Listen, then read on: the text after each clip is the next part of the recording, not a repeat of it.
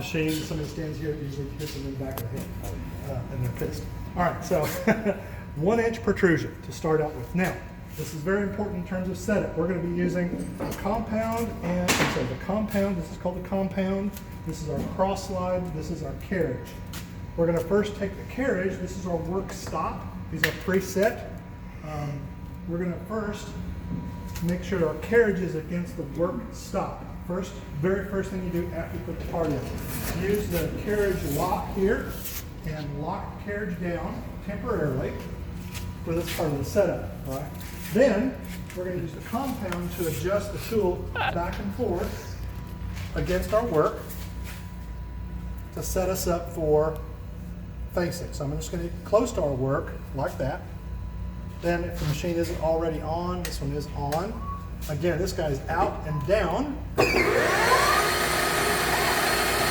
will then bring the tool up to my work, bringing it so it just touches the face.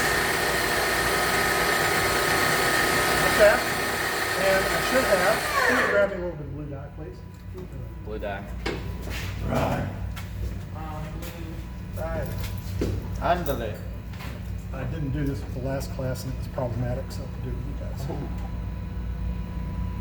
you did a Sharpie right there. Yeah, I could have used a Sharpie. When in Rome, right? When in Rome, do as the Greeks do. All right, so good idea to put a little blue dye on there so that we know when the end of the part is perfectly flat. So now I'm just going to adjust it in. I'm going to set to 0 once I've touched my part.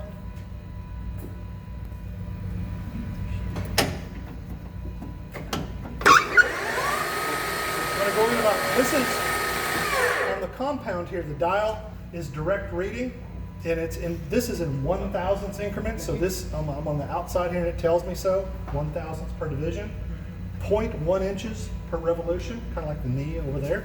This is still 200 per revolution, and it still is 2/10ths per division. I'm sorry, 2/1000ths per division. So, I'm going to move in 10/1000ths on my dial.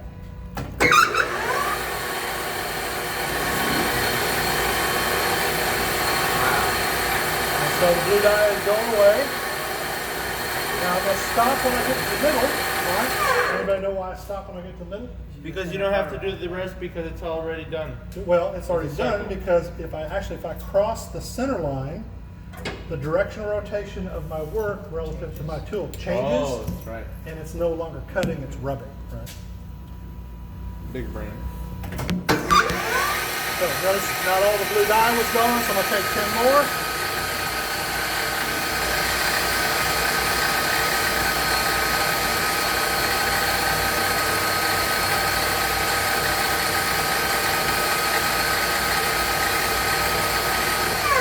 There we go. It's nice and cleaned up. Right, so that's what we're looking for, a nice flat surface.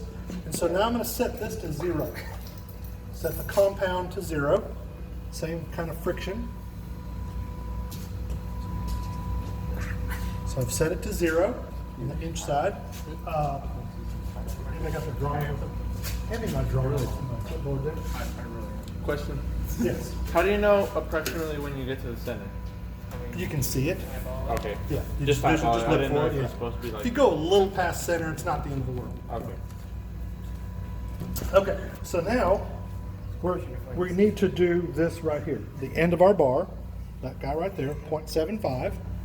So what we've done here, we've not only faced it off flat, but we've established this is Z0. So on a lathe, this is the Z axis, this is the X axis, okay? So with this being Z0, we need to move in that direction to cut that step in there. And so how long is that step? Well, it's 450 thick total minus 0.2, so that makes the math easy, it's 0.250. Right. Now that we know that, we're going to use the compound to set the length of our cut only.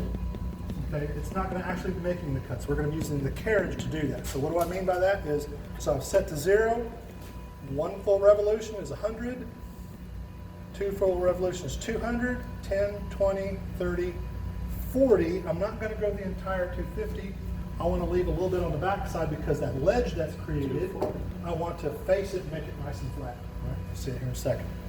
All right, so because I am gripping this with the 3-jaw chuck, I can be much more aggressive with how much I take off in each pass. And you'll be amazed at how quickly this is going to happen.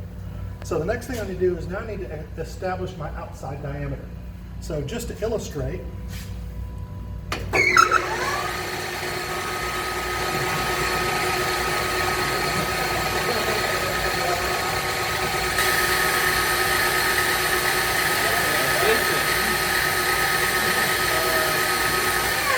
so I put the, you don't have to do this part, I'm doing this just to illustrate to you. Remember our flat parts weren't so flat, right? We figured that out with the dial indicator.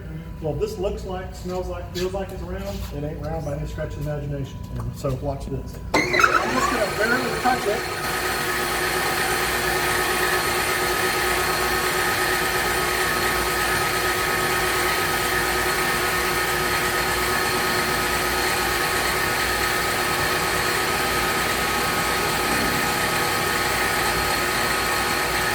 So you can see it is cutting, right?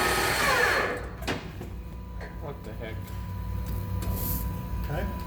Now, I did this for a couple of reasons. One, to illustrate that this stuff, because it's an extrusion, it's close to round, but not quite. But more importantly, these chucks, because of the way they work, when I grip this thing, it doesn't naturally grip this thing in the exact natural center line of the chuck. Okay. So what that means to us, anytime we're on the lathe and we're making lathe parts, we try to do it in what's called one chucking. In other words, once we chuck it in the lathe, we want to finish the part as completely as we possibly can before we take it out of the lathe. If I ever have to take it out of the lathe before it's finished, I can never put it back in the exact same center again, not without a great deal of effort. I've had to do that before, it's a nightmare, okay? So whenever I do lathe parts, I try to set them up in such a fashion that I know it can make them completely in one hit. Or my tolerances are such that I can get away with taking it out and turning it around and not have to worry about concentricity issues. Okay. All right, so not round. So what we're gonna need to do here is we're just gonna shave off a little bit on the outside until we get a perfect circle. Right? And the lathe will do that. So here we go. Just gonna take a little bit more, not a whole lot, just enough to make it completely round. And you'll notice that when I'm turning the outside diameter down, I'm using the carriage, not this guy. I can't overemphasize this. This is only used to set distance, nothing else. So now we see it's perfectly round. That's now my starting diameter. I don't know what it is yet, don't care. So I'm just going to set this now back to 0. So 0. I know my finished diameter is going to be 0.750, and so I'm just going to take a quick measure. Now I have to leave this in the lathe in order to measure this. I can't take it out. I'm at 1.248. Not bad. So how much do I need to take off to get down to 750? 1.248 minus 59.5. 498. Okay, so this is 200 per rev. I'm going to take 200 each pass. So here we go.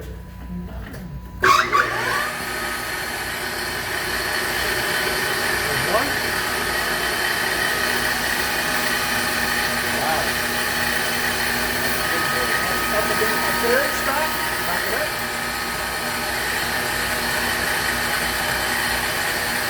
200.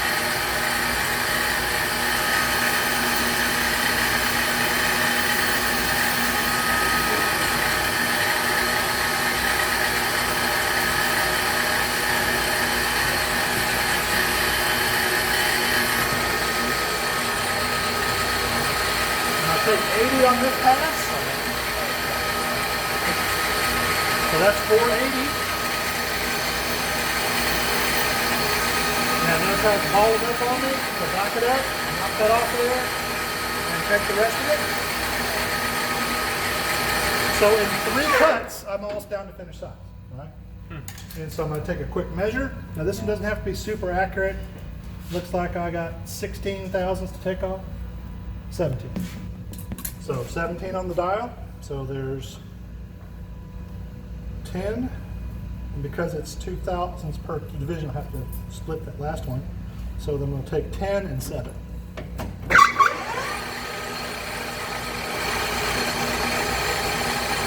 Now you notice we're doing this by hand. We're not going to use the power feed. We just let the floor get it. Okay? 2, 6, 7.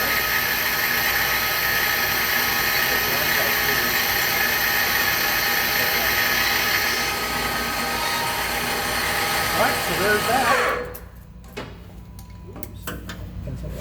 I got it.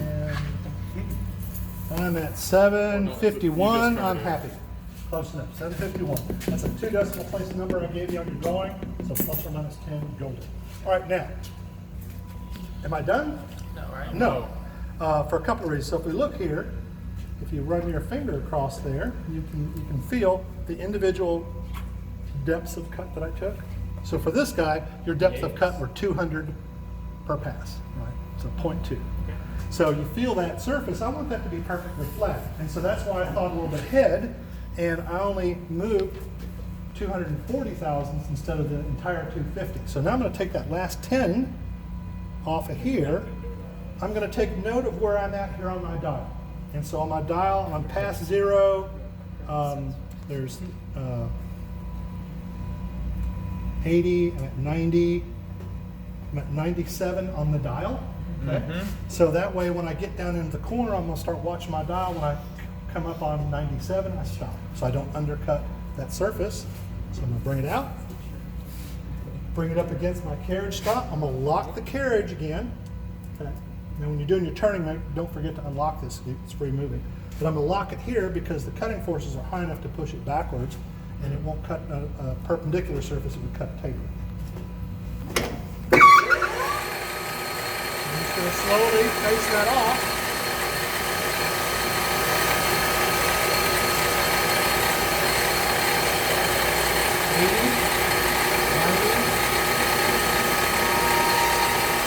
That's it.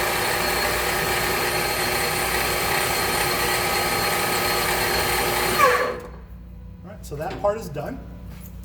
Okay, nothing more complicated than that. And so now I've got some sharp edges. So just like we did before, With the grab the file. you really good. Same process.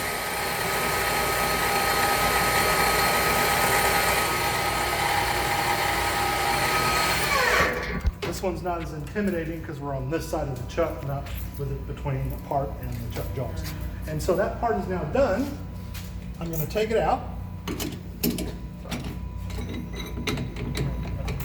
Go over here to the bandsaw with my handy dandy scale. Let's go here real quick.